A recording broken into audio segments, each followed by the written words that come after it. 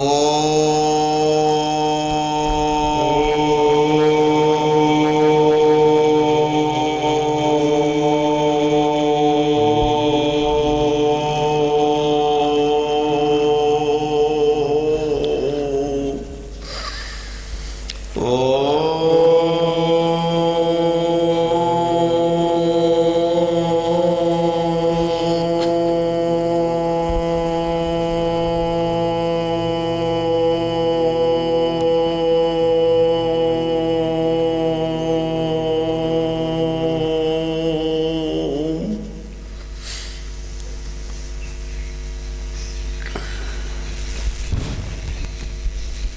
अखंडमंडलाकारं व्याप्तं येन चराचरम् अखंडमंडलाकारं व्याप्तं येन चराचरम् तत्पदं दर्शितं येन तस्मै श्रीगुरुवे नमः। तत्पदं दर्शितं येन तस्मै श्रीगुरुवे नमः। तस्मै श्रीगुरुवे नमः। तस्मै श्रीगुरुवे नमः। तस्मै श्रीगुरुवे नमः। तस्मै श्रीगुरुवे नमः। ओम सद्गुरुदेव गुरुदेव भगवान की जय।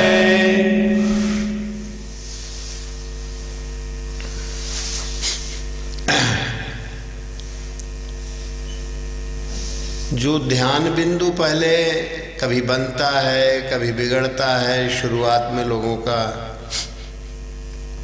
वो ध्यान बिंदु फिर जब साधना का आलोक गुरु भगवान का अनुग्रह कृपा प्रभाव प्रसाद, तो प्रसादी तो कहते हैं सर्व दुखाना हानि रस्योपजायते। गुरु महाराज की प्रसादी मिल गई, कृपा हो गई तो सभी दुखों की हानि हो जाती है। और ये पूरा जीवन लोग सुख स्वरूप मृग मरीचिका के कारण, मृग नयनों के कारण मानते हैं। मृग नयन का मतलब जो आँखों से देखे, मृगा जो होते हैं अच्छी तपती धूप में अगर कहीं रेगिस्तान पड़ गया या कुछ, तो उन्हें लगता है कि उस जगह पानी है, ऐसी प्रचलित किंवदंती है, होता भी है।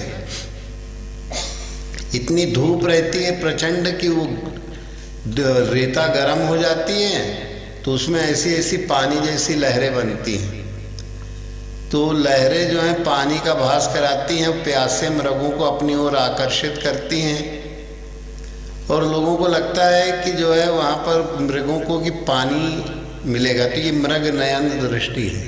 जहाँ सुख नहीं है, एक बूंद पानी नहीं है, वहाँ लगता है कि हमारी इच्छाएं पूरी होने का मार्ग बनेगा। तो संसार में सामान्यतया सभी लोग मृग नयन है। मृग नयना का मतलब वो ऐसी दृष्टि जहाँ पर दुख है वहाँ सुख का अनुभव करना चाहते हैं। जहाँ थोड़ी देर में सब कुछ परिवर्तित हो रहा है, ये संसार का पूरा काल चक्र चल रहा है, हर क्षण हर वस्तु हर पदार्थ, जहाँ देश होगा उस काल में परिवर्तन ही होगा। और ये पदार्थ, ये शरीर जितने हैं ये पदार्थमय है, देशमय है। और जहाँ देश होता है अंतरिक्ष में कोई परिवर्तन नहीं होता, और जहाँ कोई देश पदार्थ सूक्ष्म से सूक्ष्म होगा उसमें परिवर्तन की प्रक्रिया चल रही है।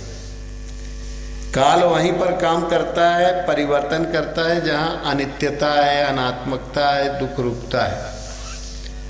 तो जो अनित्य है उसी को मानता है कि जो शरीर मिला है ये नित्य है, सदा बना रहेगा, सब मर जाएंगे और हम केवल बचे रहेंगे। एक भ्रम, ये मृग नयन दृष्टि है। सीता जी की भी मृग नयन दृष्टि खुली तो कहने लगी देखो ये सोने का मृग है, इसको ले आओ। तो गोस्वामी जी कहलवाएं, हे खगमृग मधुकर श्रेणी, तुम देखी सीता मृग नयनी। मृग नहीं माने जहाँ सुख नहीं है। इशारा भी किया गया कि ये माया का, यहाँ पर मायावी लोगों का विस्तार है, और ये मायामय लोक है। तो क्या पता, तो जिद ही थी कि नहीं नहीं उसको लाना है, चाहे जिंदा लाओ चाहे मृतक लाओ। मृतक आएगा तो उसको जो है बिछाने के काम आएगा, और थोड़ा सा समय बचा है 2 साल का, तो जीवित रहा तो पकड़ के इसको अयोध्यापुरी में, बड़ा सुंदर मृग है। तो मृग नयन दृष्टि सीता जी की हुई तो उनको सोने की लंका में जाना पड़ा, दुख ही दुख का घर उठाना पड़ा। तो मृग नयन दृष्टि सारे संसार में अगर नित्य का बोध नहीं है तो अनित्य के बोध को नित्य मानते हैं। ये शरीर अनित्य है। जब पैदा हुआ तो अपने बेतिया से 2 बेतिया का रहा होगा, बढ़ते बढ़ते बढ़ते बढ़ते बढ़ते और फिर घटते घटते घटते फिर ये जरा जीर्ण हो जाता है, वृद्ध हो जाता है। पर लोग इसको नित्य ही मानते हैं। जैसे हम पहले थे वैसे ही अब है। हो निश्चित रूप में हो, आत्मा रूप से तुम वही हो जो थे, जो हो, और जो वो आगे भी रहोगे। आत्म रूप से तो एक ही हो, उसमें कोई परिवर्तन नहीं है, कोई कला नहीं है, परिवर्तन नहीं है, कलयुग नहीं है। वहाँ शुद्ध आत्मा का बोध है। पर कब होगा वो आत्मा का बोध? जब गुरु महाराज की प्रसादी मिल जाए। तो ये मृगनयन दृष्टि त्यागने के लिए जो है गीता में कहा गया है। ये गीता का ज्ञान जो है, लोग सोचते हैं कि शायद ये गृहस्थों के लिए नहीं है, बाबा वैरागी सन्यासियों के लिए। तो कई बार लोग हमसे आते हैं, कहें स्वामी जी हम गृहस्थों को पढ़ना चाहिए क्या? हमने कहा भाई इसके बारे में निर्णय तो गीता से ही लेना पड़ेगा। गीता से निर्णय ऐसा लोगे तुम लोग कि सुनने वाला कौन था? अगर बाहरी दृष्टि से लो तो अर्जुन था। वो गृहस्थ था कि विरक्त था? गृहस्थ था। फिर कृष्ण जो है वो भी भले चाहे महापुरुषों पर जो उन्होंने ताना बाना अपना किया था, वो भी गृहस्थ ही के रूप में था। और फिर दोनों का संबंध भी साले और बहनोई का था। अर्जुन बहनोई थे और कृष्ण साले थे। तो हमने कहा साला बहनोई को वो ज्ञान दे रहा है, अगर कहीं विरक्ति वाला ज्ञान, अगर कहीं उसको घर छोड़ा देता तो कृष्ण साले जो है बहनोई को ऐसा ज्ञान क्यों देते भाई? ये जहाँ हो जैसे हो शरीर में हो, विरक्ति तो लाना पड़ेगी, विवेक तो लाना पड़ेगा, आत्मा का विवेक तो लाना निश्चित रूप से पड़ेगा। तो अर्जुन भी कहता है कि गीता के आखिर में तो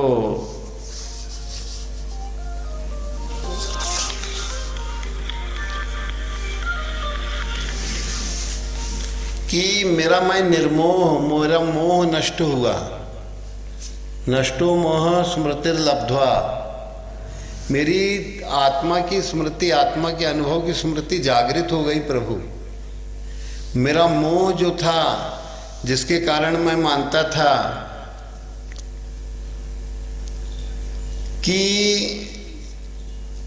इस युद्ध में, युद्ध का मतलब वहां कोई युद्ध था ही नहीं। गीता में 3 बार 4 बार युद्ध का वर्णन आया,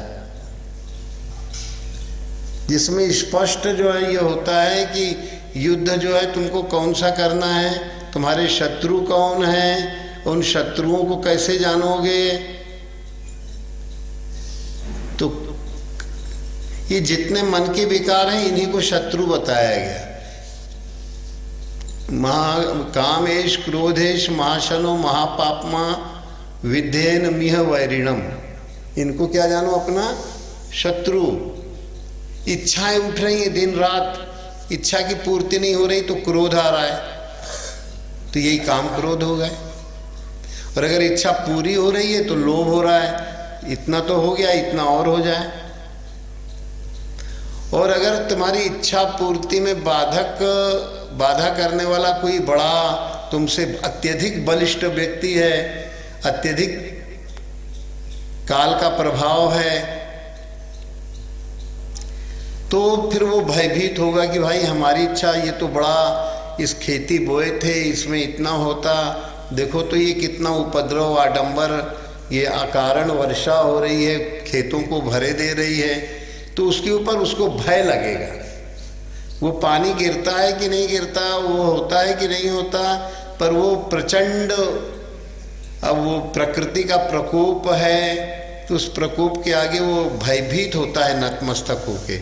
या कोई अन्य भी हो सकता है, वस्तु भी, व्यक्ति भी हो सकता है। तो कहते हैं वितराग भय क्रोध, ना आसक्ति हो किसी में, न किसी में दोष दर्शन हो, न हमारे अंदर क्रोध हो। वितराग भय क्रोध, भय माने प्रचंड विपरीतताओं में भी अगर गीता का ज्ञान अगर कहीं उसका रस पी लो तो भय मुक्त हो जाओगे, आसक्ति मुक्त हो जाओगे। राग माने लगाव, माने किसी से आसक्ति, माता पुत्र से लगाव, सबके अंदर, पिता पुत्र के अंदर, पुत्र पिता के अंदर भगवत भाव करे, भगवत भाव का संचार हो जाए। ये गीता बताने के लिए तो नष्टो मोह स्मृतिर्लब्ध्वा त्वत्प्रसादान मयाच्युत, आपकी कृपा से ये हुआ। स्थितोस्मि गत संदेह करिष्ये वचनम तव। गीता का सारांश जो श्रोता है वो क्या कहता है, और जिसने ये घटना अपनी दृष्टिबोध जिसको कहीं से मिला, जिसने देखा,